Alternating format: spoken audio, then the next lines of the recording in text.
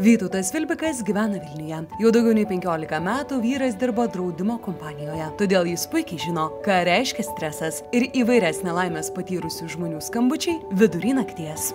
3 valandą nakties ar pusė 4 paskambina ir sako, gelbėkit, numušiau briedį, šerną ar tenais dar kažką tokio.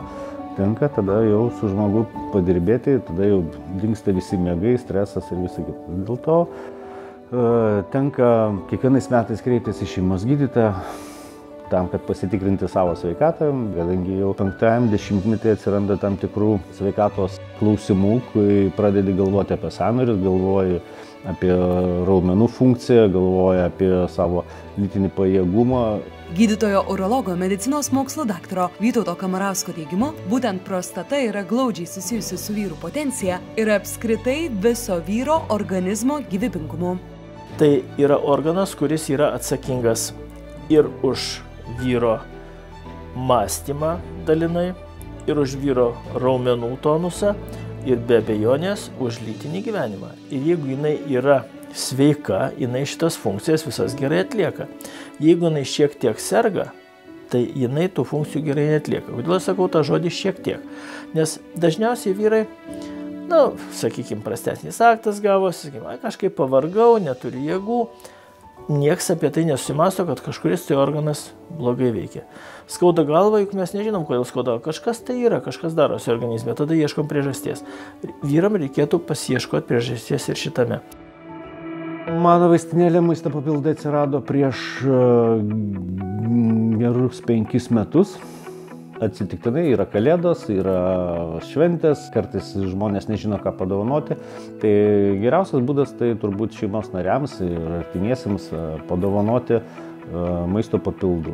Aš asmeniškai gavau iš savo klientų. Padėjau žmonėm, jie savo ruoštų, mano klientas yra medikas ir atnešė dovanų, konkrečiai papildus vyrams. Deja, ne visi turime pažįstamų medikų, kurie mums dovanotų maisto papildus. Tuomet visada galima pasikliauti rekomendaciją ir atkreipti dėmesį į produktą, kurio pagrindą sudaro 3 kliniškai patvirtintos medžiagos – afrikinė slyva, peruvinė pipirnė ir juodasis eleuterokokas. Šveicarų gamintojo visos šios sudedamosios dalys yra sutalpintos vienoje kapsulėje.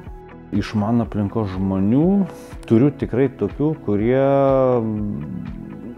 į savo sveikatą žiūri pro pirštus. Ir rekomenduočiau šiaip daugumai vyrų neužleisti šitą dalyką. Tai yra pagrindinis dalykas, jeigu žmogus nori tęsti savo vyriškumą, tęsti darbus, kuriuos yra pradėjęs, nes tokiam amžiuje mes norėtume būti gyvybingi, o ne atsisėsti fotelį, sudrėbę, žiūrėti televizorių.